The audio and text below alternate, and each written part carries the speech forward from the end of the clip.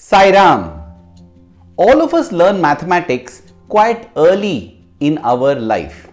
We know that 1 plus 1 equals 2. We also know 1 minus 1 equals 0. Positive integer 1 and negative integer 1 cancel out each other. Now, while this is true of the mathematics we learn, karmic mathematics or the maths behind karma is different. In karmic mathematics, plus 1 and minus 1 is not equal to 0. It is equal to plus 1 and minus 1. This is because good deeds do not cancel out the negative effects of bad deeds, and vice versa. That is the reason why in the world we see anomalies like a good person suffering bad things, and at the same time we see bad people enjoying good things. Whatever we have done, be it good or bad, we can't cancel them out. We have to accept the fruits of both. That is why Swami calls karma as chain. Good karmas is like a gold chain, whereas bad karmas is like an iron chain. Whether gold or iron, a chain is a chain, and these chains bind us. So, is there no escape from these chains? Because whatever be their nature, good or bad, they are binding us, right? It is here that the inspiring story of a criminal, a murderer, Kalpagiri, teaches us so many lessons and inspires us to break beyond these chains.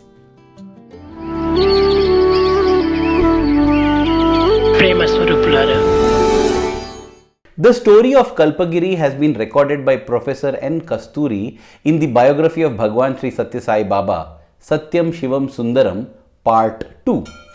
It is definitely to protect the privacy and conceal the complete identity of this person that very sketchy details are given. But this much is clearly stated that Kalpagiri, a person from South India, most probably Andhra Pradesh, committed a very foul murder, and in order to escape punishment and the police, he ran away to the north of India to the Himalayas. The incident is set somewhere in the late 1950s or the early 1960s.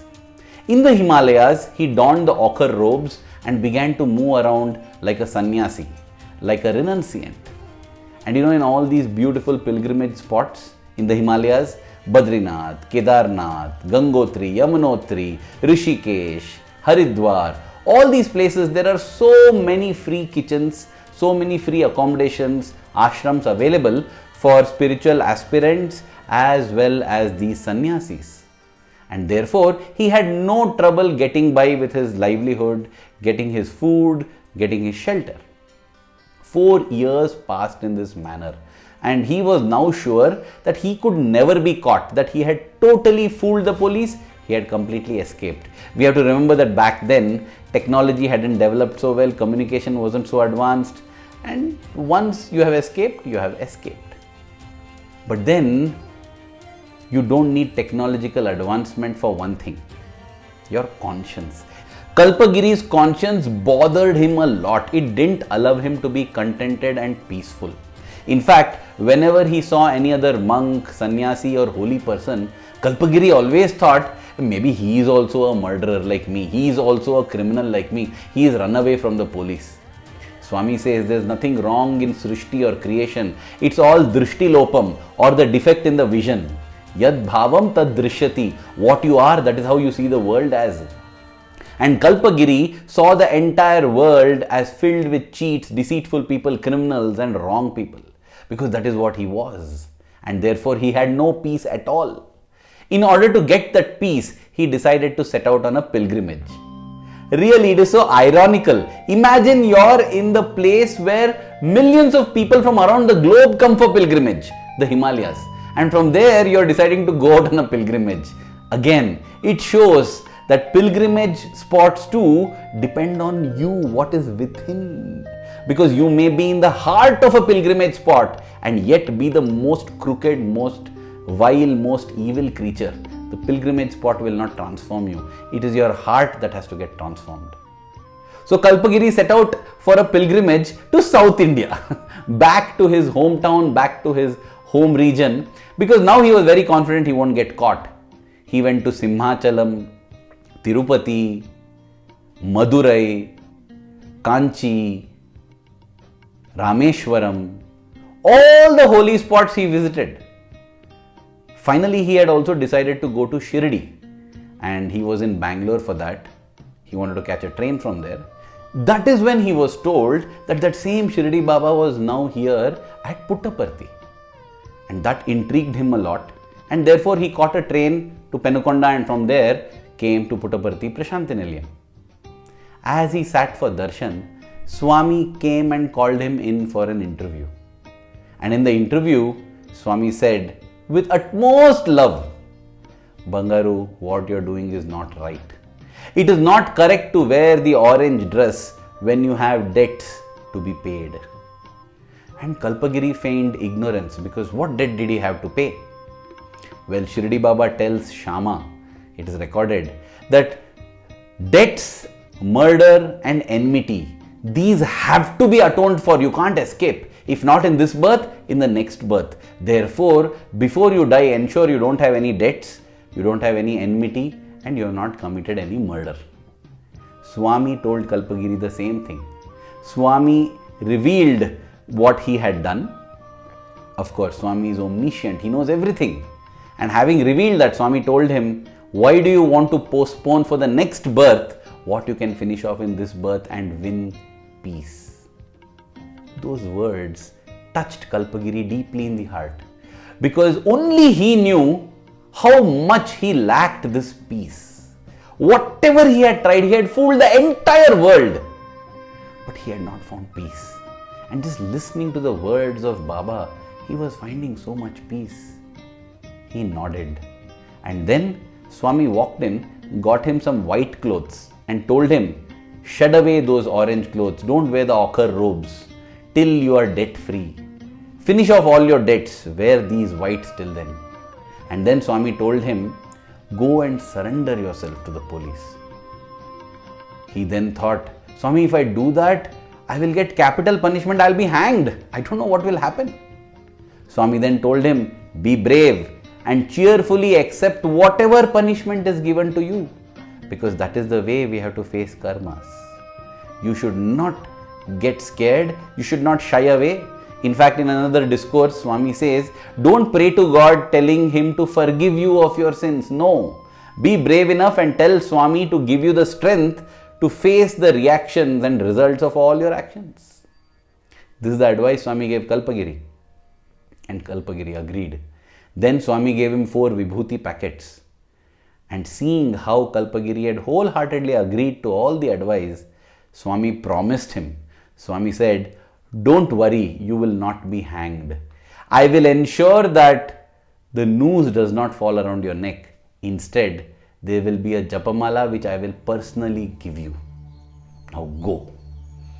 And thus came out of the interview Kalpagiri totally transformed.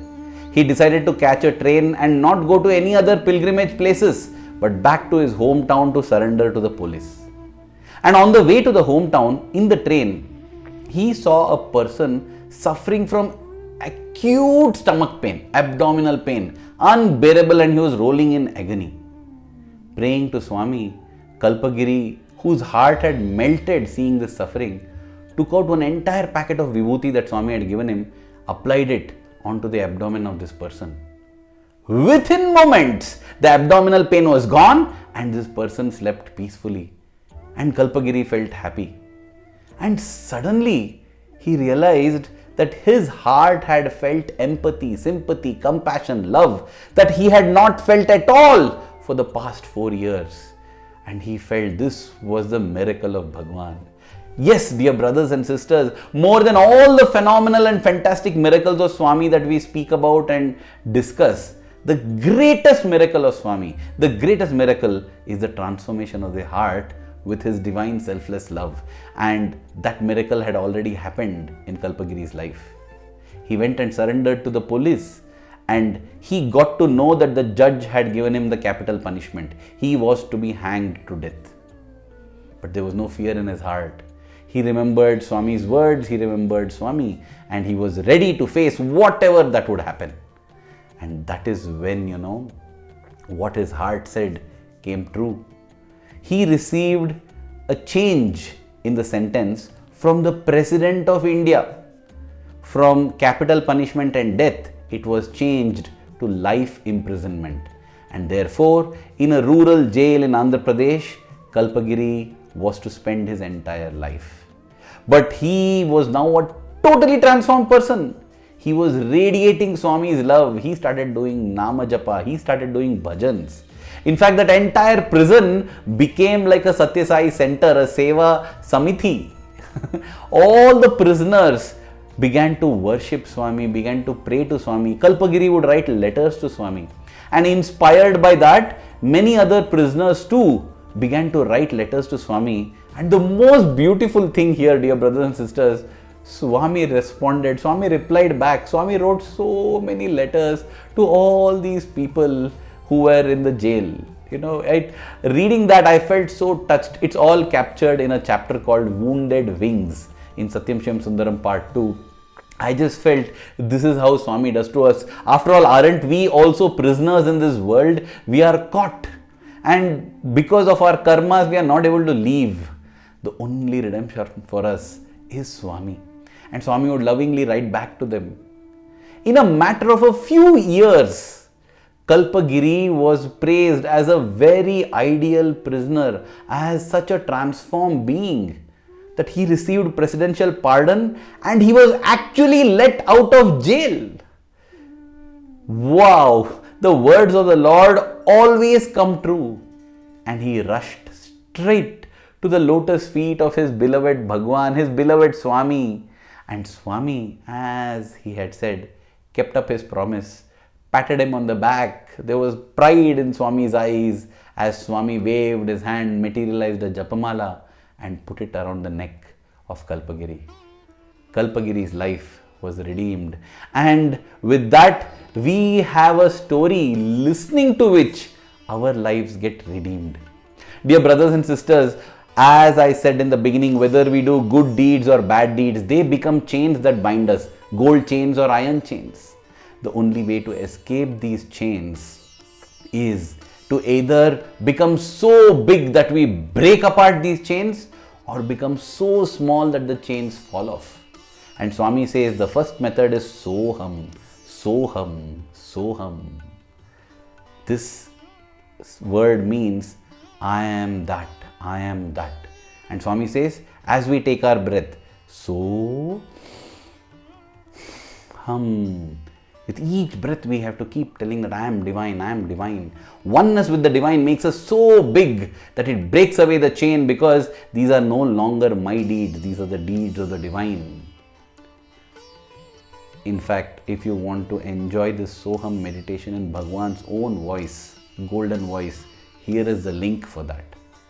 The other way is Dasoham, to become a servant of the Lord and say, I am just a servant of the Lord, and become so small that the chains simply fall away, because once again, these are not my actions. I am just a servant carrying out the words and the decisions of my master. And thus, through the life of Kalpagiri, we get to know how to redeem ourselves of our karmic chains, to do everything as an offering to Swami, as work is worship and duty is God.